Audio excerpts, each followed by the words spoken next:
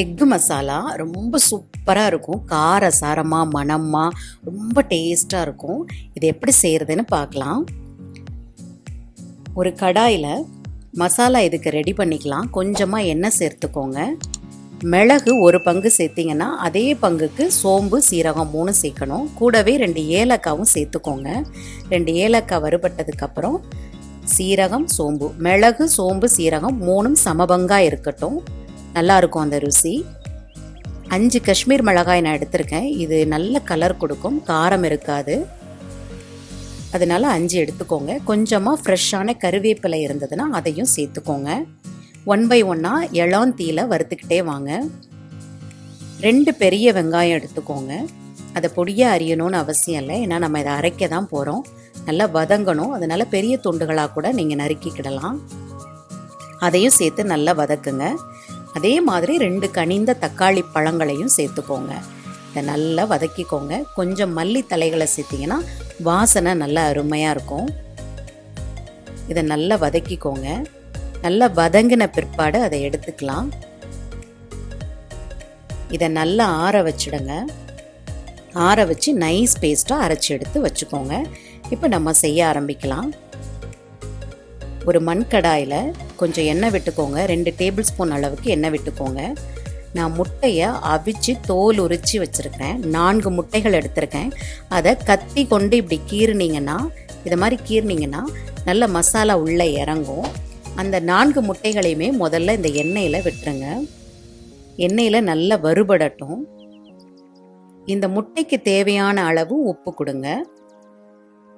அப்போ இந்த முட்டையில் உப்பு சுவை நல்லாயிருக்கும். அதே மாதிரி கொஞ்சமாக காரத்தூள், மிளகாய்த்தூள் கொஞ்சமாக சேர்த்துக்கோங்க. ஸோ இந்த முட்டைக்கு மட்டுமே உப்பும் மிளகாய்த்தூளும் கொடுத்த மாதிரி இருக்கும். நல்ல எண்ணெயில் சிறு தீயில வச்சு வறுத்தீங்கன்னா முட்டையினுடைய மேல் பாகம் ஓரளவுக்கு வறுபடும். அது உங்களுக்கு நல்லாவே தெரியும். கொஞ்சம் கறிவேப்பிலையும் சேர்த்து நல்லா வறுத்து வச்சுக்கோங்க. வறுபட்ட பிறகு இந்த பாருங்கள், அது நல்லா தெரியுது பாருங்கள் மேல் போர்ஷன் எல்லாம். இப்போ அதை எடுத்து வச்சுக்கலாம். இந்த எண்ணெயிலேயே நாம் இதுக்கப்புறம் இதை செய்ய ஆரம்பிக்கலாம். இந்த எண்ணெயில் நான் ஒரு 1/4 கிலோ அளவுக்கு சின்ன வெங்காயம் பொடியாக அரிஞ்சு வச்சுருக்கிறேன். மசாலா ரெடி பண்ணுறதுக்கு பெரிய வெங்காயம் வச்சுக்கோங்க. இந்த வதக்கும் போது இதுக்கு சின்ன வெங்காயம் எடுத்திங்கன்னா அது ரொம்ப நல்ல ருசியை கொடுக்குது. இந்த வெங்காயத்திற்கு தேவையான அளவு மட்டும் உப்பு கொடுங்க. நல்லா வதங்கிடும். இந்த உப்பு சேர்க்கும் போது மண் பாத்திரம் ஏற்கனவே சூடாக இருக்கிறதுனால சட்டுன்னு வதங்கிடும். கொஞ்சம் காயத்தூள் சேர்த்து நல்லா வதக்கிக்கோங்க. கொஞ்சம் மல்லி தலைகளையும் சேர்த்திங்கன்னா நல்ல கமகமான இருக்கும் மனம். வெங்காயம் நல்லா குழைவாக வதங்கணும், அதுதான் பதம். பாருங்கள் நல்லா குழஞ்சிடுச்சு. இந்த மசாலா முடிக்கிற தருவாயில் வெங்காயம் கண்டுபிடிக்கவே முடியாத அளவுக்கு குழஞ்சிருக்கும். கொஞ்சம் இஞ்சி பூண்டு பேஸ்ட்டையும் சேர்த்து நல்லா வதக்கிக்கோங்க. இஞ்சி பூண்டினுடைய மனம் வெளியில் வந்த பிறகு 1 டேபிள் ஸ்பூன் அளவுக்கு மிளகாய்த்தூள் மல்லித்தூள் சமபாகமாக சேர்த்துக்கோங்க. மிளகாய்த்தூள் உங்கள் காரத்திற்கு தகுந்தாற் போல் சேர்த்துக்கோங்க. இந்த எண்ணெயில் வெங்காயத்தில் நல்லா வதங்கும் போது அந்த பவுடர்லாம் நல்லா வதங்கட்டும். இப்போ நம்ம அரைத்து வைத்த அந்த மசாலாவை இதோட சேர்த்துக்கலாம். சிறு தீயிலே வச்சு செய்யுங்க. இந்த வெங்காயம் வதங்கினதோடு இந்த மசாலாவும் நல்லா வதங்கும் போது வித்தியாசமாக மனம் நல்லா வெளியில் வரும். அது எல்லாருக்கும் பிடிக்கும். ரொம்ப கமகமான மணமாக இருக்கும். இப்போ இந்த மசாலாவுக்கு தேவையான அளவு உப்பு கொடுத்துக்கோங்க. எக் மசாலாவுக்கு தேவையான அளவு உப்பு கொடுங்க.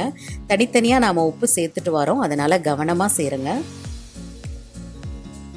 நல்லா மிக்ஸ் பண்ணி விட்டுருங்க. இது கொஞ்சம் நேரம் மூடி வைக்கும்போது அந்த எண்ணெய் பிரிந்து வெளியில் வரும், அந்த மசாலா வெந்து வெளியில் வரும். அது ரொம்ப நல்லாயிருக்கும் பார்க்குறதுக்கே. இது சரியான பக்குவத்தில் வந்திருக்கு. இந்த மசாலா எண்ணெய் பிரிஞ்சு வந்திருக்கு பாருங்கள்.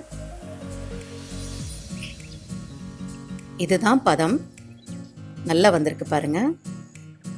ரொம்ப மணக்க ஆரம்பிக்கும் இந்த மசாலா வேகும் போதே.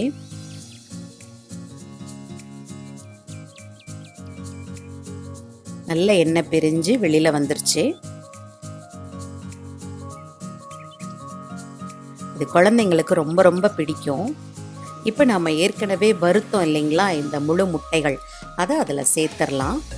இப்போ ஏற்கனவே முட்டைகளை வறுத்ததுனால அதில் உப்பு சுவையும் கார சுவையும் இருக்கும். இந்த மசாலாவை மிக்ஸ் பண்ணும்போது இந்த மசாலாவினுடைய வாசனை அந்த முட்டைக்குள்ளே இறங்கும். ரொம்ப நல்லா இருக்கும். ஒவ்வொரு முட்டை சாப்பிடும்போதும் இந்த மசாலாவோட சேர்த்து சாப்பிடும்போது ரொம்ப நல்லாயிருக்கும். இது ஒயிட் ரைஸ்க்கும் நல்லாயிருக்கும், சப்பாத்தி பூரி நான் இதுக்கெல்லாம் ரொம்ப சூப்பராக இருக்கும். எல்லா வயதினருக்குமே இது ரொம்ப பிடிக்கும்.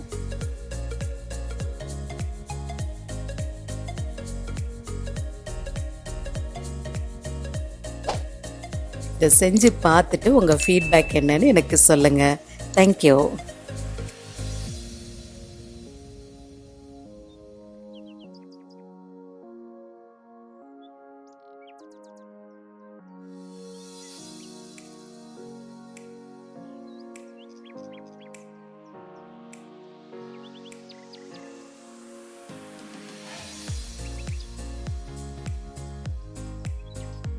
இது வரைக்கும் சாப்பாடு ரெடி சேனலுக்கு சப்ஸ்கிரைப் பண்ணாதவங்க கீழே இருக்கிற சப்ஸ்கிரைப் பட்டனை கிளிக் பண்ணுங்க. என்னோட எல்லா புது வீடியோஸையும் உடனுக்குடனே பார்க்கணுன்னா பக்கத்தில் இருக்கிற பெல் ஐக்கானையும் கிளிக் பண்ணுங்க.